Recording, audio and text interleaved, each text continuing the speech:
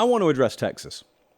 And I want to address how good things could be for them this year, how bad things could be, how it'll probably go. But I want to talk about the JP poll versus the AP poll. So I have him at number 6 in the preseason. The AP poll has him at number 11. Predictably, I had some comments lobbed my way the other day when I revealed that.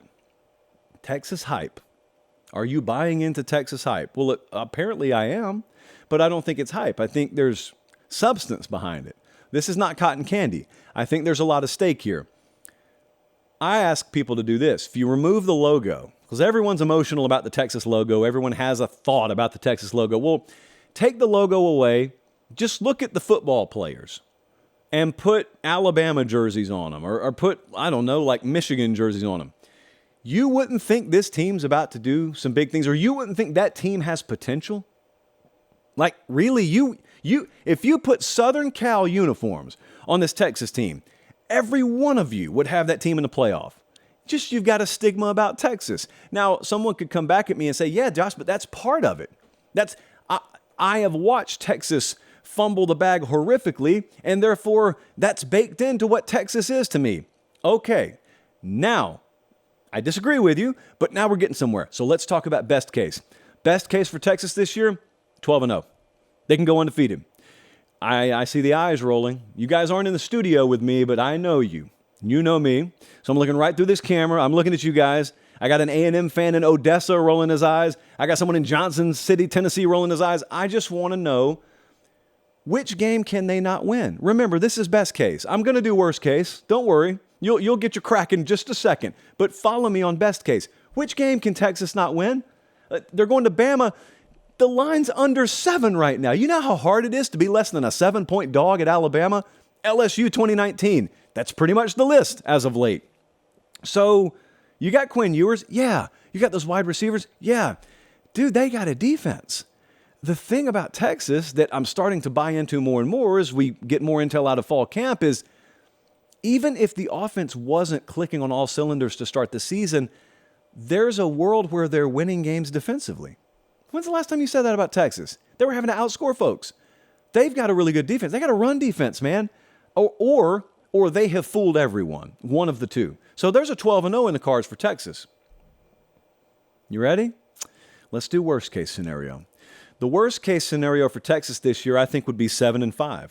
I don't accept the glass 3/4 of the way empty philosophy that a lot of you have about this team, but I do have to acknowledge that it's possible in the worst of cases. So I see it, and I understand Steve Sarkisian hasn't been in the playoff as a head coach. He's not a guy who has stacked the kind of resume to where you remove all doubt. So there's a lot of faith, blind faith, that someone like me has that he can do it. The whole cannot versus have not thing. Well, in the worst case, offensive line's an issue for them all year. Our guy Chip Brown out at Horns 24/7 doing his confidence ratings, the unit-by-unit confidence ratings, offensive line's been down the list a little bit. Well, what if that's just an all-season thing and offensive line is detrimentally a problem for them as opposed to other problems that aren't detrimental? This is a detrimental problem for them. What if the running back room gets thin? Bijan's gone, Roschon Johnson's gone, but they've got 2 quality guys there, younger, but they got 2 quality guys there. Well, if injury is a concern, if pass pro and injury are concerns, then they could just lose a lot of close games. And also in the worst case, I say this a lot, this would entail either the rest of the conference being pretty good, better than you thought they would be, or maybe you just didn't elevate, like you didn't separate from them, in which case it's a dogfight every week and you end up on the negative end in those close games. That's been a problem for Sark. Maybe that happens again. I want to know the most likely record scenario. The most likely record for Texas this year, I think, is 11-1. So I'm all in. I haven't said that yet. I am all in. I think they are the preemptive favorite to win the Big 12. I think they are a bona fide college football playoff contender. I think it's the first year they've had the talent roster to do it. I think it's the first year they've had the line of scrimmage talent to do it. Love that they massively upgraded in the secondary, especially keeping Jalen Catalon healthy would be wonderful there. They've got so many different weapons offensively. And I think at this point, if you're betting against Texas, at least being a contender, I think it's more wishful thinking than reality. This is a good team. It's a really good team. Now, that means nothing in August. It just means the potential's there. I haven't thought they've had this potential in years, and they've got it this year. So they have a very, very SEC caliber talent acquisition model going on right now. You're going to have a casual friend in your midst who says, this is no different than any other year.